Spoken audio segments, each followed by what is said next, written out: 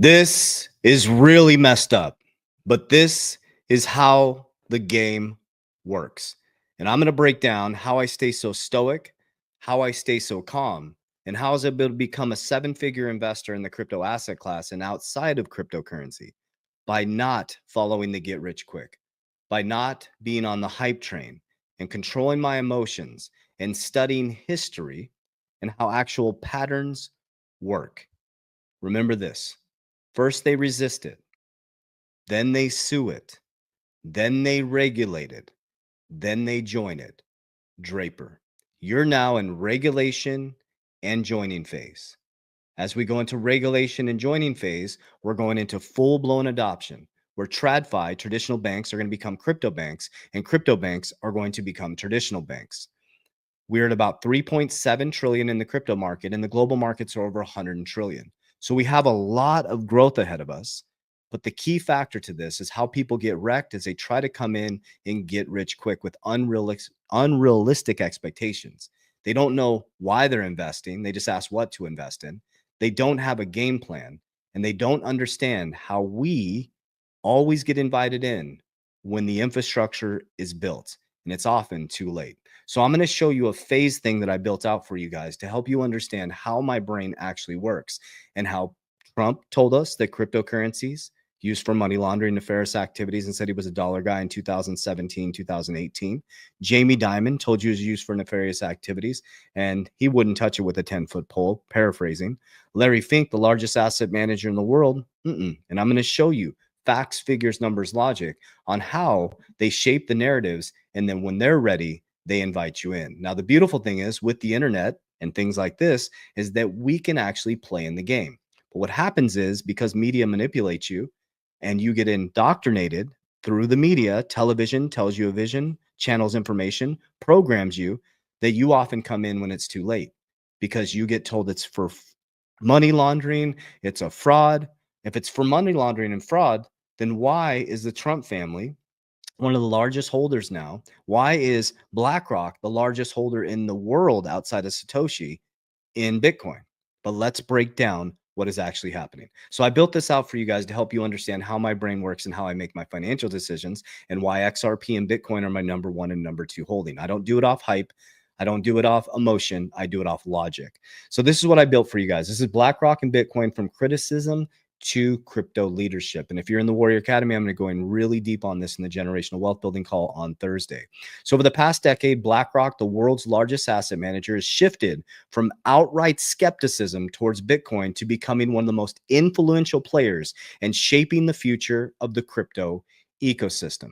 Phase one is public dismissal. Okay, this is always the phase one. Remember, most of the most disruptive technologies get sued by the SEC, hence Ripple. They beat the SEC, but they were sued by the SEC. Many major companies that became some of the biggest investments in the world got sued by the SEC, or the elites caused massive skepticism and dismissal. So phase one was 2017 to 2018. Write this down. Public dismissal. In October 2017, BlackRock CEO Larry Fink famously called Bitcoin an index for money laundering. At that time, he dismissed it as speculative and high risk. Even in 2018, while acknowledging blockchain's potential, Fink stated that the company saw no reason to be involved in cryptocurrency. This is 2017, 2018. Phase two is always quiet positioning, 2020 to 2021. This is when I started coming into cryptocurrency, early 20. I started positioning myself and I started seeing what was going on because this is the stuff I pay attention to. In December 2020, Larry Fink hinted, there's growing interest now, saying that Bitcoin had caught the attention and imagination of many. Just 1 month later, BlackRock filed with the SEC to allow two of its funds to invest in Bitcoin futures, its first step into the space. Phase three is strategic infrastructure builds. They start building the actual infrastructure. This is 2022. Look how quickly it changed from 2018 to 2022. Remember, Trump, around the same time, 2017, 2018, told you he's a dollar guy, to crypto. Jamie Dimon and Larry Fink. Jamie Dimon, they have their own blockchain technology, their own distributed ledger technology. They are now allowing their wealthy clients to invest in Bitcoin, and JP Morgan is going to allow clients to leverage their Bitcoin at their bank in 2026. Trump's family is becoming one of the wealthiest families in cryptocurrency specifically. Phase three is strategic infrastructure builds in 2022. April 2022, BlackRock led a 400 million funding round for Circle, the issuer of USDC, a stablecoin, and became its primary asset manager. That's kind of interesting. You think Bitcoin's a fraud and all these things, but you're becoming the primary asset manager for a stablecoin company. By August 2022, it announced its partnership with Coinbase cryptocurrency to give institutional clients direct exposure to Bitcoin, the very thing you told us was a fraud that's used for money laundering. Shortly after, BlackRock launched a private Bitcoin trust for US clients. Phase four is public endorsement. Okay. Now the infrastructure is starting to get built. They're starting to get their hands involved in it. And then public endorsement and ETF push. Okay. They always say Larry Fink and BlackRock is one of the greatest advertisers or marketers for Bitcoin.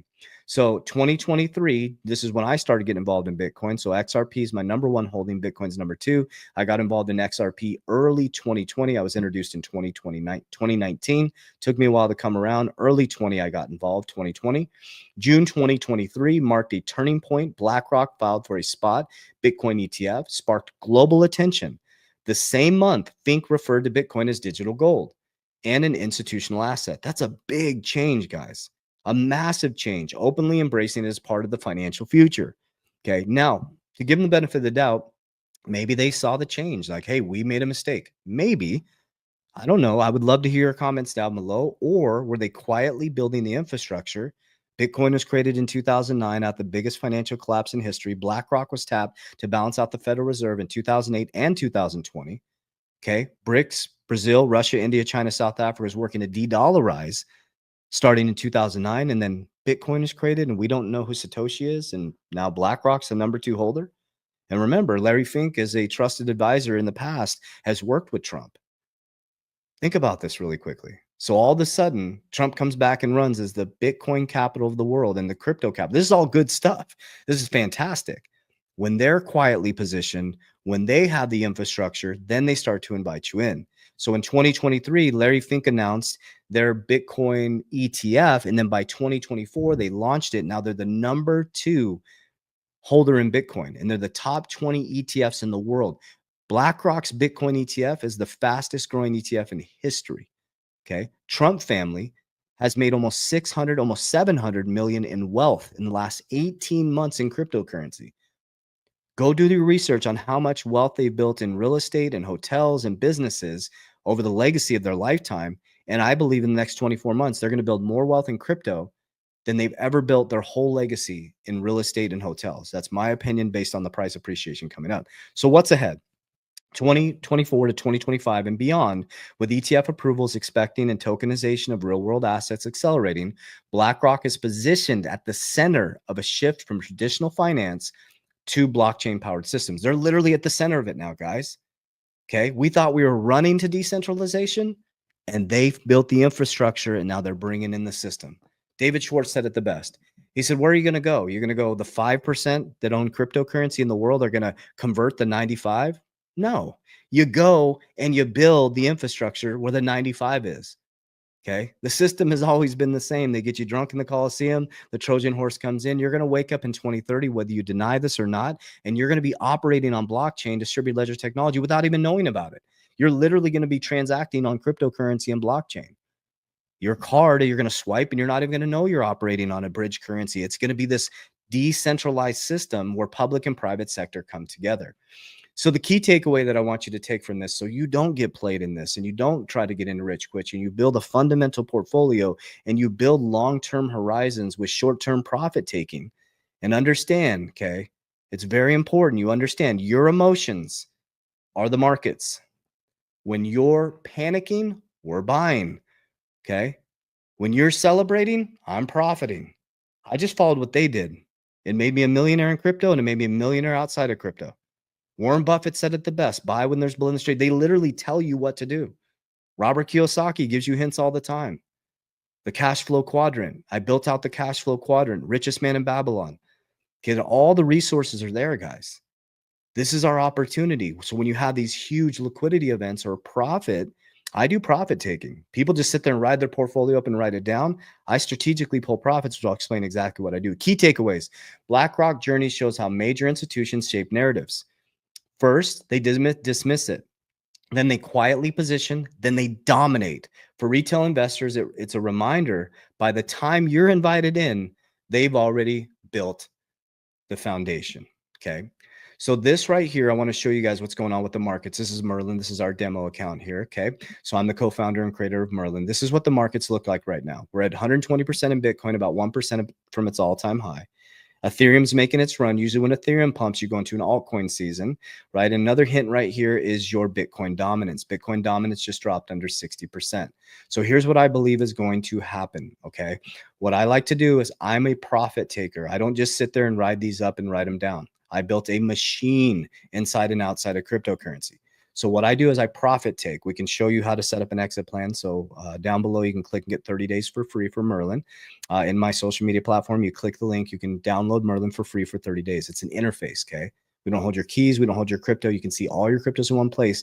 You can actually set up a profit-taking plan, okay? We actually pull profits. Now, let me explain what I do. Bitcoin, I'm never touching, okay? There's 4 components. Write this down. I focus on cash flow. I'm only going to tell you what I do. Cash is trash. I don't store cash. I focus on cash flow. Every time I get paid from I'll back you guys up. From 2020 and 2020, and back before 2020, I was in banking, went to school, got a job, 401k. That's a vertical strategy. Well, what happened to our parents and or some of your grandparents, mostly your parents, in the housing collapse in 26 to 28? They worked their ass off for 30, 40 years, and then they're about to retire, and boom, irresponsible lending literally collapsed the stock market and they couldn't retire. That's a vertical strategy. You're relying on one strategy. And then some of you, like I was in 2020, I had a business. I was in the business, hadn't scaled it. One business and crypto. And what happened? They came and shut down my business in 2020. So took away my ability to feed my family. Now I have this crypto sitting there. I'm like, oh, I'm going to have to sell my crypto. And I said, hell no. I was like, I am not touching that. I need to figure out how to create cash flow. I need to figure out how to diversify. I need to learn the risk pyramid, right? High risk, high return. Okay. I think it's ridiculous. If you get this amount of return, money compounds every 7 years at 10%. That's the 8th wonder of the world. Cryptocurrency, this like portal opens up where I got 800% on my XRP over the last 4 or 5 years. I got 200% on my Bitcoin. Okay. So I'm going to share with you how I've done this to build legacy for my family, cash flow, and how I'm building protection to protect my principal, and then how I'm using it to richest man in Babylon. Okay. So first is cash flow. Okay. I always take my income and I put it into cash generating dividends. Okay. I have cash generating businesses. So that's my earned income. Then I have passive income, cash generating dividends. Okay. You have ones that are high risk all the way down to low risk. Okay. Then we have we have the cash flow. Then we have our deflationary assets that have fixed supply. Okay. I invest in things like Larry Fink's doing, like Trump family's doing, right? These things have fixed supplies. Bitcoin is 21 million, never can print more. XRP has a fixed supply and it's deflationary. It burns every single time a transaction goes across it. Okay. So I transmute my cash flow into deflationary assets that grow over time. So I call them supercharged savings. And then every single month I pump money into my cash value life insurance premiums. And then I have my leverage component. Now let's start with Bitcoin. I'm never selling my Bitcoin. Bitcoin's in the leverage category over here. So Bitcoin, I'm not going to get my biggest bang for my buck, but it grows 50% every year. So I store my US dollar in Bitcoin. Okay. From there, my insurance is creating a leverage component. So when I profit from these crypto assets, the altcoins, all other coins outside of Bitcoin, I profit take 50%. I'm holding 50% for legacy. I pull money off the table. I max fund the policies first. What does that do, guys? It creates a leverage component. So now I'm multiplying money. Does that make sense? So people pull profit, they buy a Lambo, I pull profit and I buy leverage. Put in my cash value life insurance. And now that $1 became 2, richest man in Babylon. It's into the policy. Now I have the cash flow that I can borrow against tax-free to do what? To buy more cash flow, buy more assets. When those assets go up, borrow, buy more cash flow, pay off the leverage. Okay, so here's an exact example of that. Bitcoin, I borrowed low leverage to buy my insurance brokerage. Insurance brokerage is paying it off. In April, that will be paid off. I will take low leverage again and I will buy cash generating dividends. I will wait till that's paid off. And now I just have this cash flow machine. I keep creating cash flow every single month, every single quarter, every single year. And I've been doing this since we profit took in 2022. Okay. When the markets came collapsing down, I had pulled about, I wish I would have got 50% out, but I got about 30% out and I built empires outside. Okay. Now that's rich. Legacy wealth is multiplying this. Okay. You get the cash flow flowing, you get the deflationary assets rocking, you get your wealth protection with your cash value life insurance, family banks, and then you have the leverage component. Then it's important. You don't buy the Lambo. You don't buy the boat. Finally going to be getting a boat, guys. I'm very proud of that. But guess what? It ain't going to be paid for by my family's future. There's plenty of money coming from assets now that I can buy the boat. I have different ways that I can monetize it in regards to through businesses and things like that. But I waited patiently. So now my family will not suffer because of a luxury that I get to enjoy. My family gets to enjoy an amazing wake boat, but it's paid for by an asset. Patience, persistence, discipline, consistency, done for a long enough period of time to access that new paradigm. This is our opportunity, guys. What I want to help you understand is this is your moment for financial freedom, to create cash flow, to allow that opportunity for your family to never have to suffer again or trade time for money. Eventually, we want to get out of that model where we're trading all of our energy, all of our time for money, but we're transmuting our money into free up time. Remember, God, family, protect your ecosystem at all costs and stay out of other men and women's business. You're too busy working on yours. So I love you guys. I hope that helps. I just want to give you my frame of mind. I want to show you guys because we're getting so many messages. I want to make sure you guys have the resources that you need here. Let me see. Will this come up real quick? Share this tab instead. Boom.